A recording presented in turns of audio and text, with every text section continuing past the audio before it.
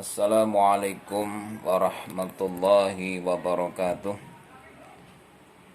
Bismillah, alhamdulillah, wassalatu wassalamu ala rasulillah. Asyhadu an la ilaha illallah wa asyhadu anna muhammadar rasulullah. Allahumma salli wa sallim wa barik ala sayyidina Muhammad wa ala ali sayyidina Muhammad. Amma ba'du. Pada saudara-saudaraku dimanapun berada, kaum muslimin wal muslimat rahimakumullah. Marilah di awal kita berjumpa, terlebih dahulu kita panjatkan puji syukur kehadirat Allah Subhanahu wa taala, khususnya bagi rekan-rekan para sesepuh, bini sepuh, dan juga teman sejawat, lebih-lebih yang duduk di dunia pendidikan, baik tingkat SD, tingkat SMP, tingkat SMA. Perlu kita ketahui bahwa manusia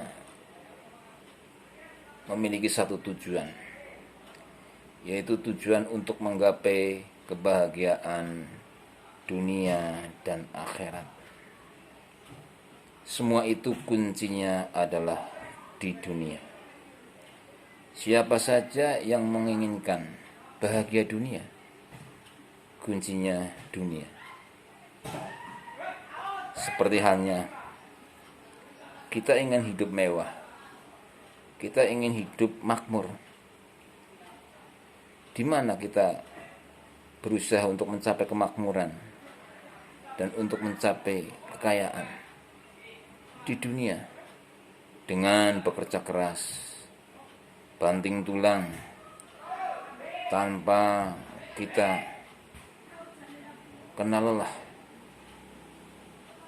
Wa insyaallah dan insyaallah, kalau tidak merasa putus asa, insyaallah apapun yang kita inginkan, apapun yang kita harapkan, apapun yang kita cita-citakan akan berhasil. Karena itu merupakan takdir Allah yang masih digantungkan, yang masih ditangguhkan. Allah Subhanahu wa taala berfirman dalam Quran surat Ar-Ra'd ayat 11. A'udzu billahi minasy syaithanir rajim. Bismillahirrahmanirrahim. Innallaha la yughayyiru ma biqaumin hatta yughayyiru ma bi anfusihim. Yang artinya bahwasanya Allah Subhanahu wa taala tidak akan merubah nasib keadaan suatu kaum sehingga kaum itu sendiri yang merubahnya. Kita mungkin sekarang dalam keadaan hidup miskin, hidup serba kekurangan. Tapi bila mana kita mau bekerja, berikhtiar dan berdoa, insya Allah kita akan mendapatkan sesuatu. Mungkin yang sekarang dalam dunia pendidikan, kita tidak bisa membaca, baik mungkin sekarang yang agak sulit, tapi merupakan hal yang wajib kita ketahui, yaitu tentang membaca Al-Quran. Kalau sekarang tidak bisa membaca Al-Quran, kok diam-diam saja sampai kita tua, sampai kita punya cucu, bahkan buyut, kalau tidak mau berusaha, berikhtiar, belajar membaca, wa insyaallah saya yakin tidak akan bisa. Maka dari itu, bekerja keraslah, berusahalah, berikhtiarlah untuk menggapai sesuatu. Itu masalah dunia. Kita ingat bahwa kita adalah seorang muslim yang mempercayai adanya dunia dan juga mempercayai adanya akhirat. Dunia tadi sudah saya sebutkan bahwa dunia adalah kunci segala-galanya. Kata Rasul, ad-dunya mazra'atul akhirah, bahwa dunia adalah ladang akhirat. Siapa saja untuk mendapatkan, untuk panen di yaumul akhir, di akhirat, kuncinya adalah di dunia. Dunia sebagai persawahan akhirat. Maka kita sebagai kaula muslim, kita memiliki satu utusan yang terakhir, yaitu Nabi Muhammad sallallahu alaihi wasallam, sebagai pembawa agama rahmatan lil alamin, yaitu agama Islam. Mari kita laksanakan syariat itu untuk menggapai kebahagiaan akhirat, terutama masalah sholat. Mari sholat kita jaga, mari sholat kita pelihara. Jangan sampai kita tidak melaksanakan. Syukur bagi kita melaksanakan sebagai seorang muslim, melaksanakan sholat secara berjamaah di masjid. Bagi kaum muslimin atau bapak-bapak, kita memiliki anak juga, kita latih untuk disiplin melaksanakan sholat secara berjamaah. Walaupun sholat berjamaah sesuai syariat adalah sunnah, sunnatun mu'akadun, yaitu sunnah yang memang benar-benar dianjurkan. Bahwa ada yang mengatakan sholat berjamaah adalah hukumnya wajib, tapi aslinya adalah sunnatun mu'akadatun. Kalau mungkin wajib, nanti kalau kita tidak melaksanakan sholat berjamaah di masjid, maka dosa. Sehingga Rasul sangat-sangat bijaksana, sehingga cukup dihukumi dengan sunnatun mu'akadatun. Tapi hal itu memang perlu kita lakukan secara disiplin, karena masalah sholat itu sangat utama, kunci daripada segala-galanya. Karena sholat merupakan amal ibadah yang nantinya di hadapan Allah Subhanahu wa taala pertama kali dihisab. Dalam hadis Rasulullah sallallahu alaihi wasallam bersabda, "Awwalu ma yuhassabu bil 'abdu yaumal qiyamati as-shalah." Jadi pertama kali amal ibadah manusia yang pertama dihisab adalah amal sholat. Faman soluha sairu amalihi. Jika sholatnya bagus, maka seluruh amal akan dianggap bagus, dianggap baik. Tapi sebaliknya, faman fasada sairu amalihi. Jika amal sholatnya jelek, maka seluruh amal akan dianggap jelek. Na'udzubillah, summa na'udzubillah. Itu yang perlu kita laksanakan secara istiqomah. Jangan sampai berani meninggalkan sholat sebelum ajal mendatangi kita.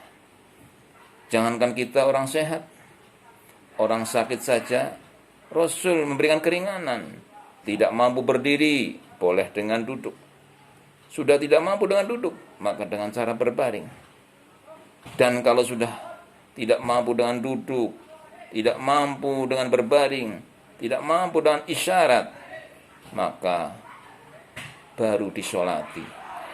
Itu yang nantinya akan menyesal diri bila mana kita belum melaksanakan ibadah sholat, tapi sudah ketanggung disolati. Astaghfirullahaladzim, astaghfirullah Rabbal baraya, astaghfirullah minal khataya. Beristighfarlah, bertaubatlah sebelum ajal mendatangi kita. Jangan sampai ajal datang kita belum bertobat. Maka dari itu bertobatlah dengan apa yang pernah kita lakukan yang mungkin tidak sesuai dengan syariat. Kita kembali ke Islam yang sebenarnya secara kafah. Perbanyaklah membaca istighfar minimal 100 kali dalam sehari. Rasul Muhammad SAW saja yang dijamin masuk surga Rasul saja membaca istighfar lebih dari 100 kali.